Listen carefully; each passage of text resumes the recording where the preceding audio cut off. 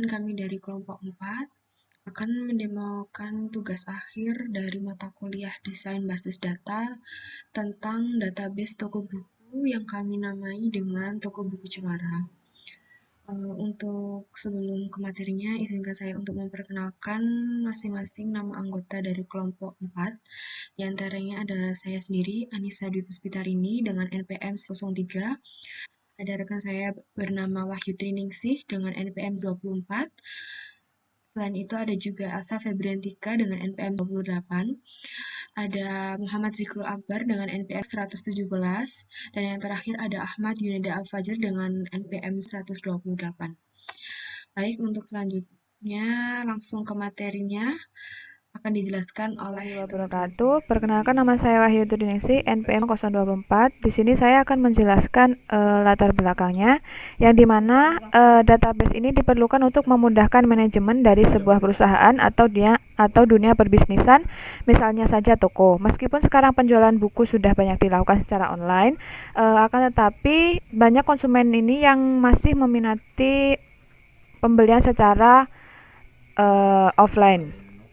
Kemudian aktivitas di toko yang memerlukan banyak kegiatan seperti penjualan, distribusi, dan lainnya akan lebih mudah terekam dengan adanya database yang dilakukan di sebuah toko tersebut. Database dapat membantu kita untuk mengambil keputusan, contohnya seperti dari segi marketing dan juga lain-lain. Kemudian tujuan dan manfaat, yang dimana tujuannya adalah agar penjualan pada toko cemara mudah dikelola, kemudian memudahkan manajerial toko buku, memudahkan dalam pengambilan keputusan dari berbagai aspek, dan juga manfaatnya adalah lebih efisien dalam mengawasi kinerja toko dan melakukan evaluasi, aktivitas penjualan, distribusi, dan lain-lainnya akan lebih mudah terekam oleh database. Kemudian yang terakhir adalah mengetahui buku apa saja yang diminati pembeli untuk strategi pemasaran selanjutnya. Saya Ahmad Yunida Alfat, NPM 128. Di sini saya akan menjelaskan tabel ERD Toko Buku Cemara. Langsung saja, entitas buku dengan penulis memiliki relasi many to many karena satu penulis bisa menulis beberapa buku, sedangkan satu buku bisa ditulis oleh beberapa penulis. Di sini relasinya juga total-total karena penulis pasti memiliki buku dan buku pasti ada yang menulisnya. Selanjutnya adalah buku dengan penerbit. Jenis relasinya itu many to one karena satu penerbit bisa menerbitkan beberapa buku, sedangkan buku hanya bisa diterbitkan oleh satu penerbit saja. Jenis relasinya juga total-total karena buku pasti ada yang menerbitkan, sedangkan penerbit pasti memiliki atau menerbitkan buku. Jenis relasi selanjutnya adalah many to many dari buku dengan pembelian karena satu buku bisa termasuk pada beberapa pembelian oleh toko buku, sedangkan satu pembelian oleh toko buku bisa termasuk beberapa buku. Lalu di sini jenis relasinya juga parsial total, karena pembelian pasti ada bukunya, sedangkan bukunya belum tentu dilakukan pembelian oleh toko buku. Lalu selanjutnya adalah relasi many to many dari penerbit dengan pembelian. Karena satu penerbit bisa melayani beberapa penjualan kepada toko buku dan satu toko buku bisa melakukan pembelian dari beberapa penerbit. Di sini jenis relasinya juga parsial total karena pembelian itu pasti ada penerbitnya, sedangkan penerbit belum tentu melakukan penjualan kepada toko buku. Relasi selanjutnya adalah penjualan dengan karyawan. Di sini relasinya many to one karena karyawan bisa melayani beberapa penjualan, sedangkan penjualan cukup bisa dilayani oleh satu karyawan saja. Lalu relasi selanjutnya adalah karyawan dengan pembelian. Karyawan bisa melayani beberapa pembelian, sedangkan pembelian mungkin cukup bisa dilakukan oleh satu karyawan saja. Lalu relasi selanjutnya adalah penjualan dengan buku. Relasinya itu many to many karena satu penjualan bisa menyangkut beberapa buku dan satu buku bisa menyangkut ke beberapa penjualan. Di sini setiap kali ada many to many maka muncul tabel baru. Lalu di sini jenisnya itu juga total parsial karena penjualan pasti ada bukunya, kalau buku belum tentu terjual.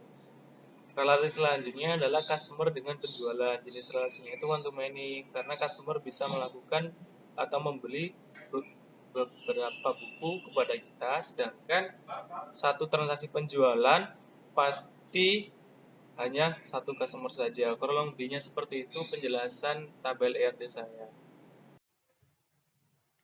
Baik, di sini saya akan menjelaskan mengenai CDM. Di sini kami sudah membuat tabel-tabel CDM-nya dengan penulis yang menghasilkan relasi menulis many to many. Kemudian ada buku dengan penerbit, many to one, dan seterusnya. Jadi di dalam tabel atau konsep dari CDM ini yang nantinya akan dikembangkan lagi pada model PDM.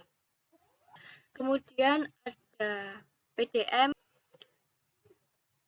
lalu bedanya dengan CDM, pada tampilan PDM,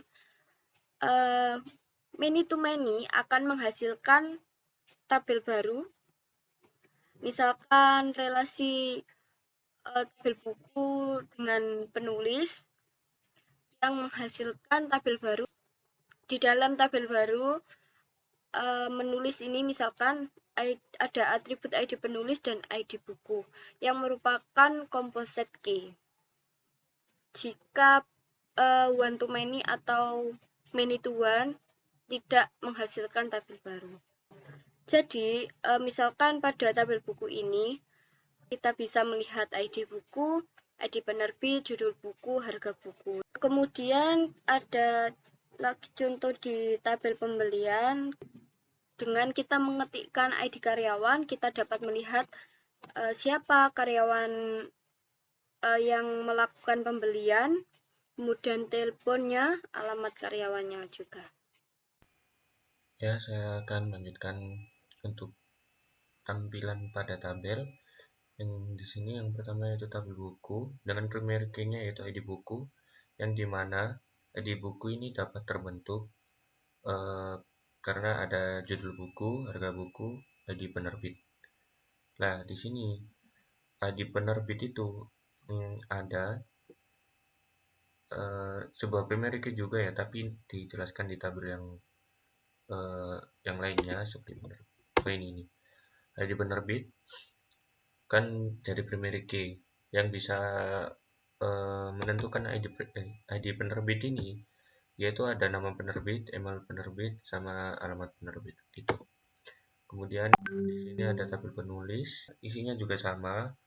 Misal di sini saya ada PNL 01 ya. Itu di dalam PNL 01 itu ada nama penulis yaitu Andrea Hirata, kemudian email penulisnya a@gmail.com, kemudian alamat penulisnya ini siapa ya? Nggak kelihatan, yaitu lah. Jadi ID penulis kita cukup menuliskan ID penulis, kita tahu nama penulis sama email penulis, kemudian alamat penulis. Gitu. Kemudian sini juga ada tabel menulis. Ada ID buku sama ID penulis. Kemudian pembeli itu nomor pembelian sama ID buku.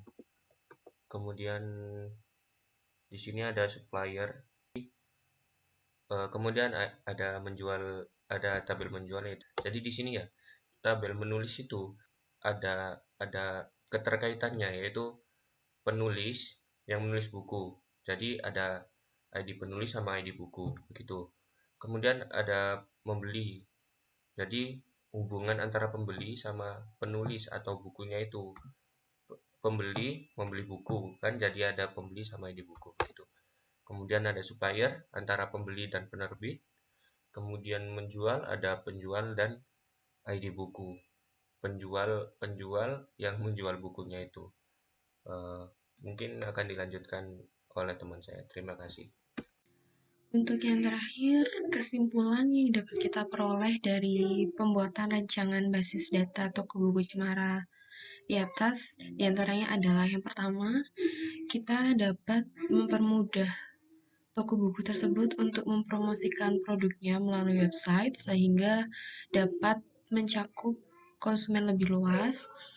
Yang kedua, sistem informasi penjualan berbasis web ini dapat memberikan kemudahan pada konsumen karena informasi baik buku, harga, dan yang lain-lainnya itu dapat dilihat dengan mudah.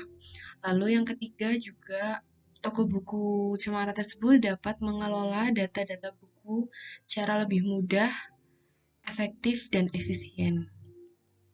Baik, sekian video presentasi dari kami. Mohon maaf jika ada salah kata. Assalamualaikum warahmatullahi wabarakatuh.